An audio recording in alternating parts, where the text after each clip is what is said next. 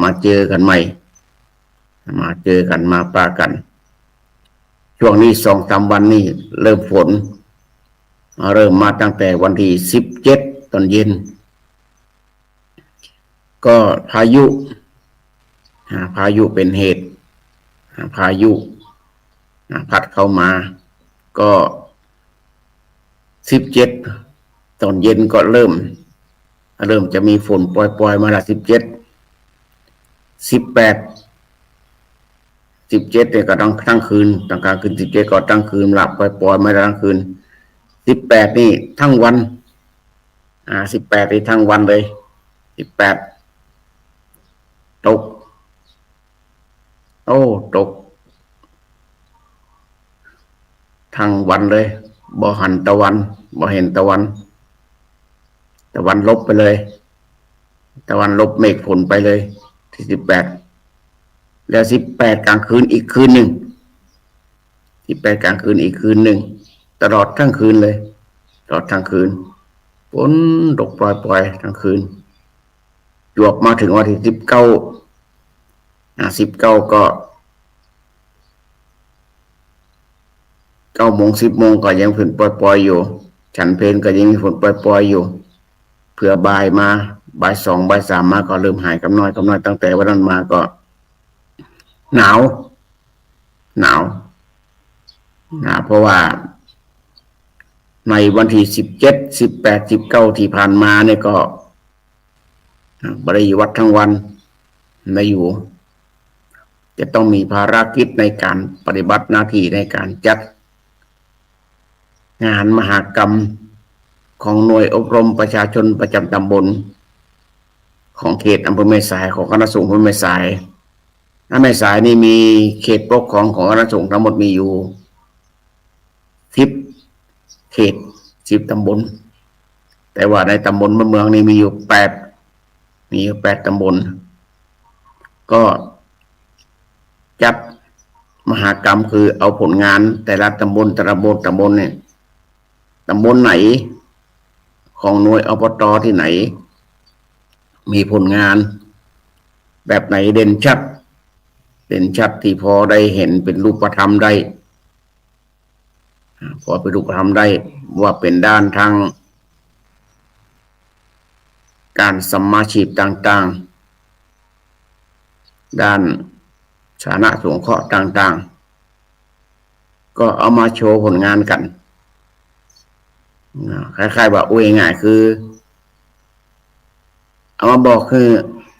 ศรัทธาประชาชนบางผู้บางท่านบ่ฮู้ว่างานของคณะสงฆ์มีอะไรพ้องจัดงานปีใดพ้องที่ผ่านมาแต่ละปีนี่มีงานอะไรพ้องคณะสงฆ์แม่สายนี่ก็จัดปีนี้เป็นปีที่2ปีที่2เริ่มจัดมาตัวปีก่อนมาปี66ปี66ก็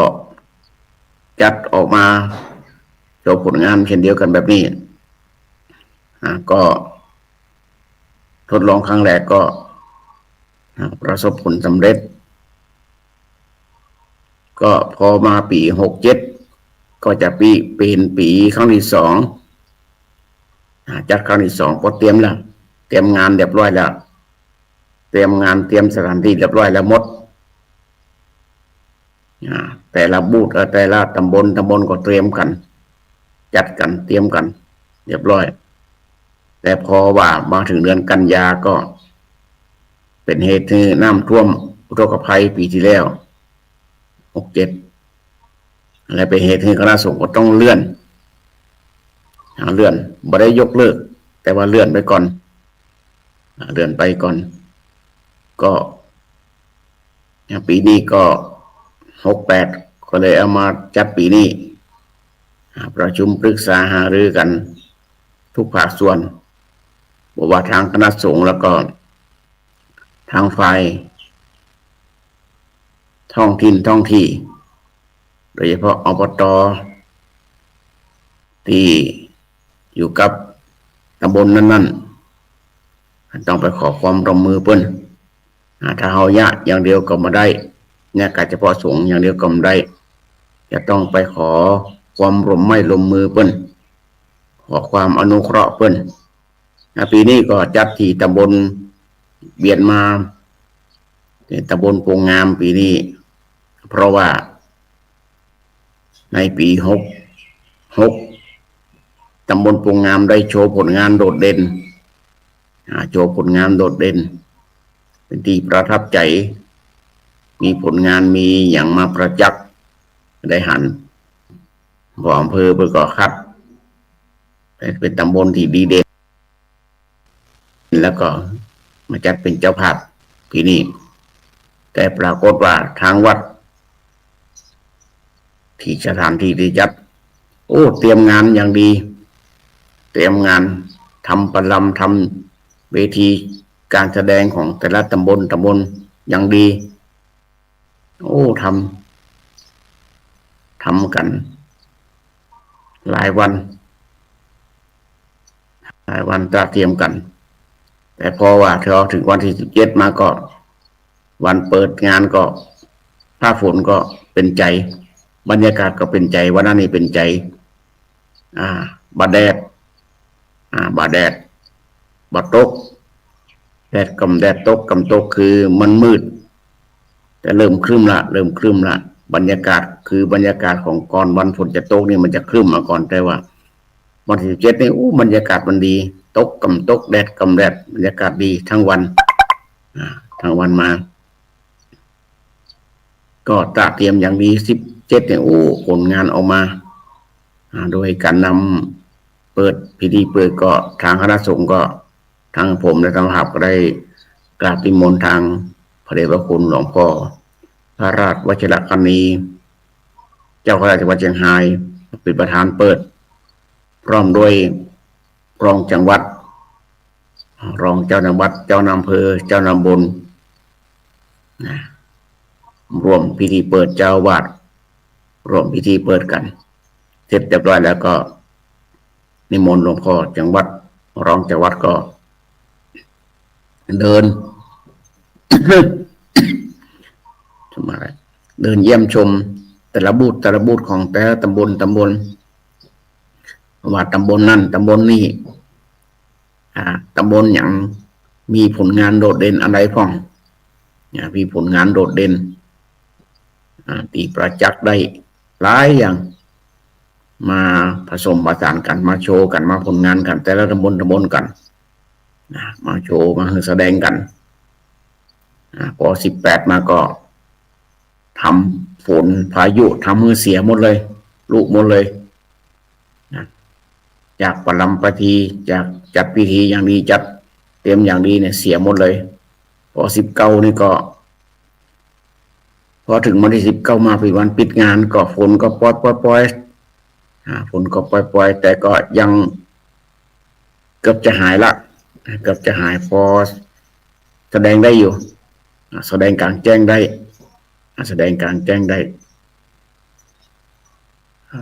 ถึงวันที่18อีกรอบหนึ่งคือวันที่18นี่เป็นมีการจัดเทศมหาจัด13กันแบบประยุกต์ตอนแรกก็จัดตีประรำพิธีตีกลางแจ้งกลางคืนฝนตกปล่อยหนาวจะเป็นต้องย้ายสถานที่จากจัดกลางแจ้งก็ต้องไปกลางในวิหารนี่ก็ปรับเปลี่ยนสถานที่มันบ่อำนวยต่อกับสถานที่บ่อำนวยให้พอฝนตกลำบากก็19ก็มีการปิดอย่างเป็นทางการ3วันใจระยะเวลาแสดงผลงานของคณะสงฆ์อยู่3วันด้วยกันก็19นี่ก็ได้กราบนิมนต์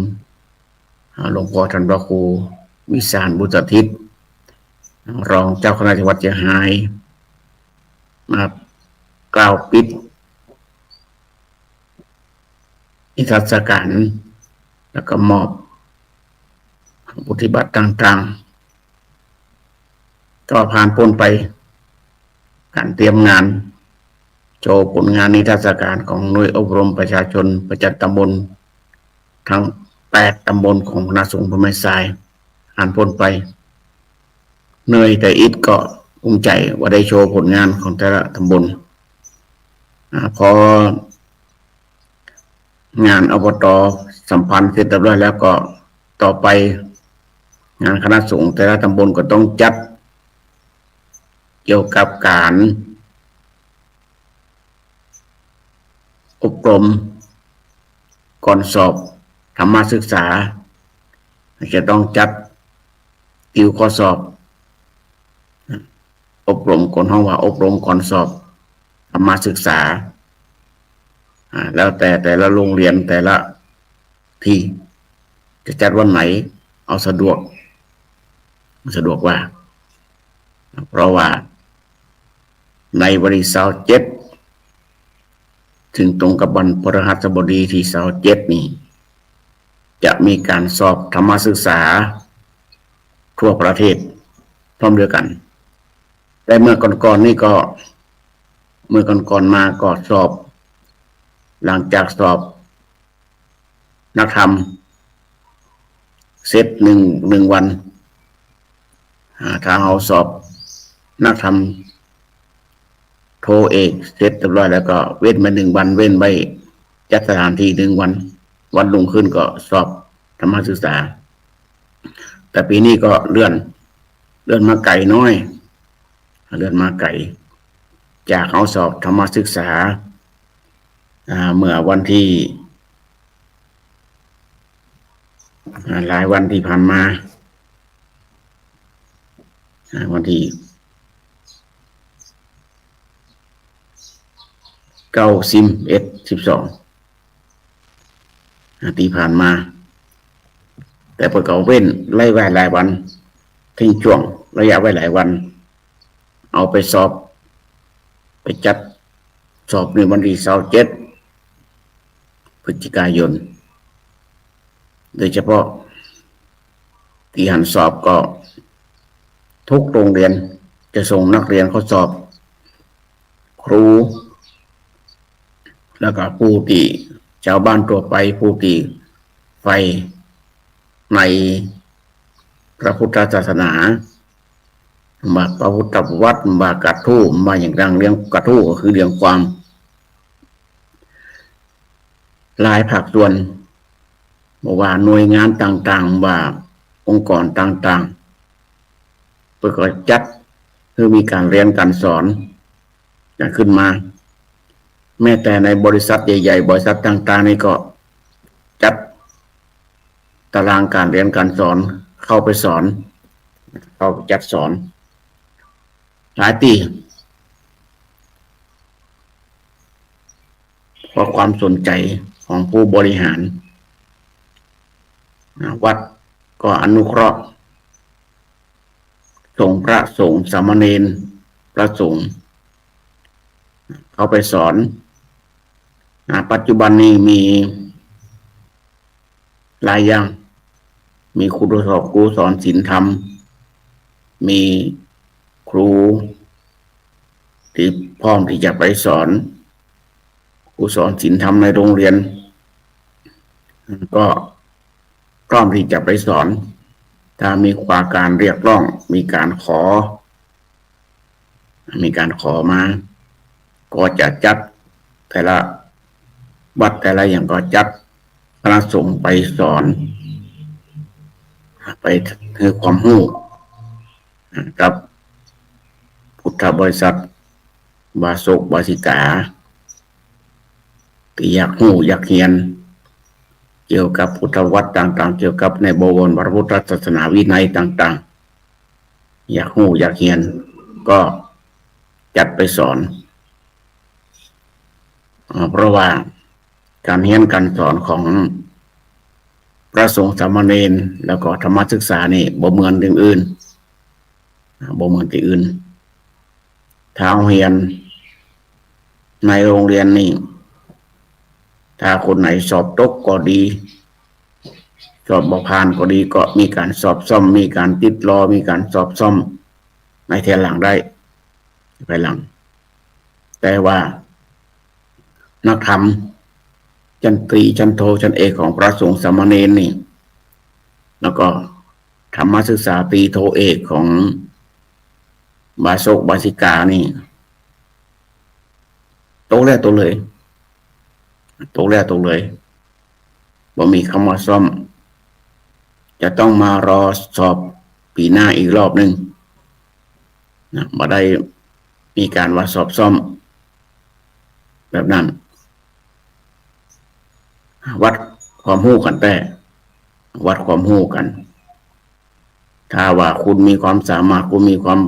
จำดีคุณมีตัวหนังสืองามตัวหนังสือสวยก็ตอบตรงประเด็นต่างๆก็จะผ่านเพราะว่าบ่อยากจะให้เสียเวลาระยะเวลาทั้ง1 ปีกว่าจะสอบ1 ครั้งถ้าเฮาบ่มีความตั้งใจบ่มีความมั่นใจในความรู้ในภูมิความรู้ที่เฮาเคยเรียนมาเฮาก็บ่มีโอกาสแล้วก็บ่มีสิทธิ์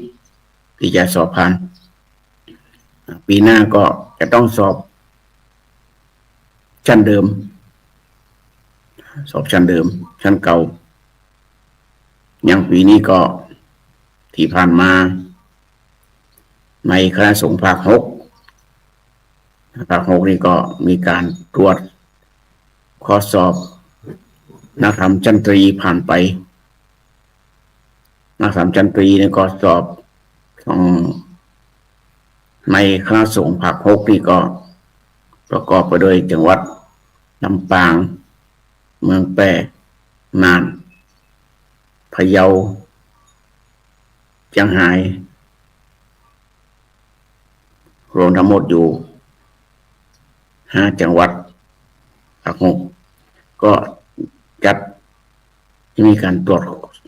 ข้อสอบพระสงฆ์สามเณรที่สอบนักธรรมชั้นตรีที่ผ่านมาเมื่อวันที่14ที่ผ่านมากี่วันมาที่ผ่านมานี่14ได้จัดสถานที่ตรวจข้อสอบก็คณะสงฆ์ทั้งภาค6 5 จังหวัดนี่ก็มาร่วมกันตรวจข้อสอบของภิกษุสามเณรสอบนักธรรมชั้นตรีที่ผ่านมาก็ต้องรอคณะกรรมการตรวจเช็คอีกรอบหนึ่งตรวจเช็คว่าคะแนนสอบผ่านหรือไม่ก็จะประกาศทีหลังอีกทีหนึ่งนี่รู้ว่านักธรรมชั้นตรีเช่นเดียวกันก็ปีหนึ่งสอบครั้งหนึ่งบอกว่าเมืองไทยทั้งทั่วประเทศสอบวันเดียวกันหมดแล้วก็ทั้งต่างประเทศสอบวันเดียวกันพร้อมเดียวกันเพราะว่าเป็นข้อสอบออกมาจากส่วนกลางครั้งเดียวบ่ตอบนักตอบแค่10 ข้อบางคนในมุ่งมั่นเพราะสงฆ์สามเณรเนี่ยมุ่งมั่นอยากจะสอบผ่านวัดความรู้วัดภูมิความรู้ตัวเองว่าตัวเองนี่เรียนมาหลายเดือนวัดความภูมิความรู้ตัวเองเมื่อก่อนนี่เมื่อหลายปีที่ผ่านมาก่อนนี่นักธรรมชั้นตรีชั้นโทชั้นเอกนี่เพิ่นจะสอบพร้อมเดียวกัน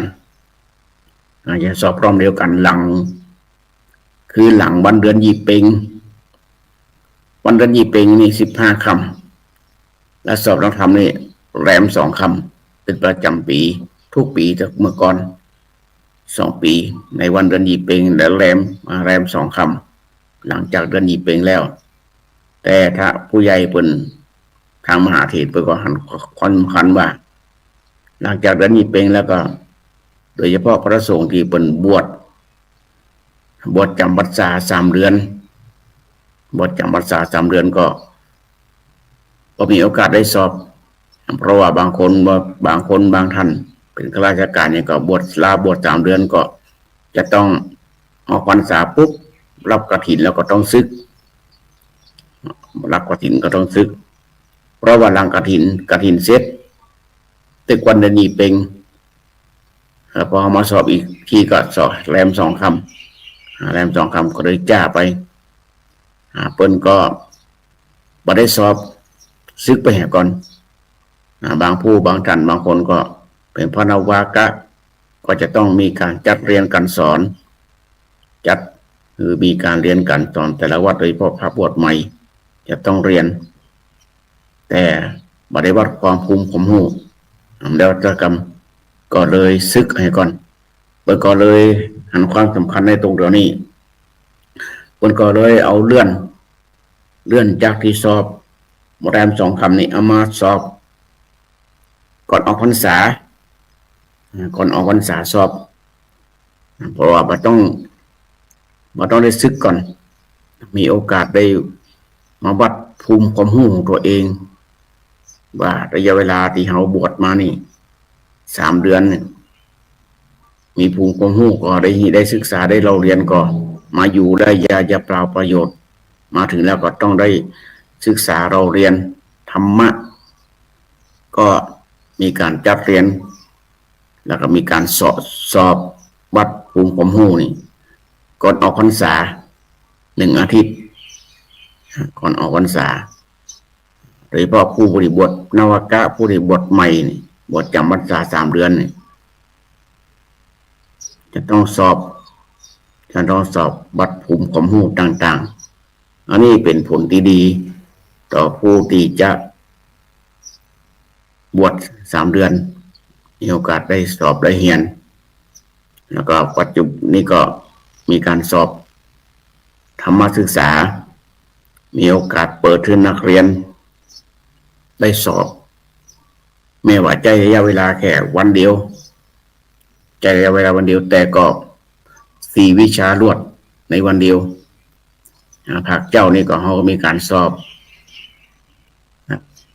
เรียงความแก้กระทู้ธรรมเรียงความก่อนแก้กระทู้ธรรมก่อนภาคเจ้าภาคบ่ายก็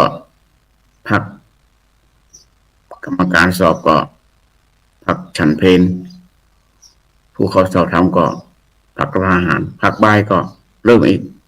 ธรรมะพุทธวินัยเริ่มไปเรื่อยๆเบญจศีลเบญจธรรมต่างๆสอบฉะนั้นโดยเฉพาะบาโศกบาติกาท่านใดถ้าได้ฟังเสียงนี้ถ้าท่านใดที่จะสอบธรรมศึกษาในวันที่7นี้ขอให้เตรียมตัวอ่านหนังสือเตรียมสอบต่างๆเตรียมเพื่อได้วัดความรู้เฮานี่ถึงแม้ว่านักธรรมนี่จะบ่ได้ใจในการทำงานเหมือนกับภายนอกแต่ภูมิใจว่าเราได้ความรู้มีความจำมีความรู้ต่างๆถ้าเพิ่นถามเรื่องพุทธวัตรต่างๆเรื่องในบวรพุทธศาสนานี่เรายังมีความรู้เพราะเราได้เรียนมาเราได้เห็นมาต่างๆเราได้เห็นมาแล้วเห็นมาภูมิใจยิ่งคนไหนได้สอบผ่านน่ะธรรมศึกษาตรีธรรมโสตธรรมศึกษาโทธรรมศึกษาเอกภูมิใจมีความภูมิใจในตัวเองว่าเฮานี่มีความรู้มีภูมิผมรู้บ่นักก็น้อย ถ้าเพิ่นถามเนี่ยก็รู้อาราธนาศีลก็ได้ อาราธนาธรรมเฮาก็ได้เพิ่นถามประวัติพระเถระเฮาก็ยังรู้เฮาก็รู้เฮาก็จำได้เพิ่นถามพุทธวัตรประวัติขององค์สมเด็จสัมมาสัมพุทธเจ้านี่เฮาก็รู้เฮาก็มีผมรู้น้อยๆถึงแม้บ่รู้มากก็รู้น้อยคือว่าเขาได้เรียนแล้วเราได้เรียนมายิ่งคนได้สอบผ่านมีความรู้ฉะนั้นเราท่านทั้งหลายถึงเวลาที่จะสอบธรรมศึกษาเราทั้งหลายก็มีความตั้งใจสอบในปีพุทธศักราช2568นี้ ในตอนเจ้าวันนี้ในเวลามันรวดเร็วเวลามันเร็วตอนนี้ก็7:30ละเอาเข้ารายการในเวลา7 โมงวันเวลามันเร็วแต่ว่าเขาก็มาปะกันมาพบกันข่าวคณะสงฆ์ต่างๆวันนี้ได้อยู่2 เรื่องคือเรื่องมหกรรมของอบต.คณะสงฆ์แม่สายแล้วก็เรื่องเกี่ยวกับการจัดสอบธรรมศึกษาของอุบาสกอุบาสิกาในปีพุทธศักราช2568ท่านทั้งหลายได้ความตั้งใจเนิ่นฉะนั้นในตอนเจ้าวันนี้ก็ขออนุโมทนาในนาบุญของท่านทั้งหลายทุกผู้ทุกท่านขอทุกท่านแคล้วขาดจากพยันตรายต่างๆขอได้อยู่ดีมีสุขคิดสิ่งใดก็ขอสมความมุ่งมั่นปรารถนามีอายุมั่นยืนยาวเกิดช่วยกันค้ำจูยังบวรพระพุทธศาสนาทุกท่านทุกคนด้วยเถิด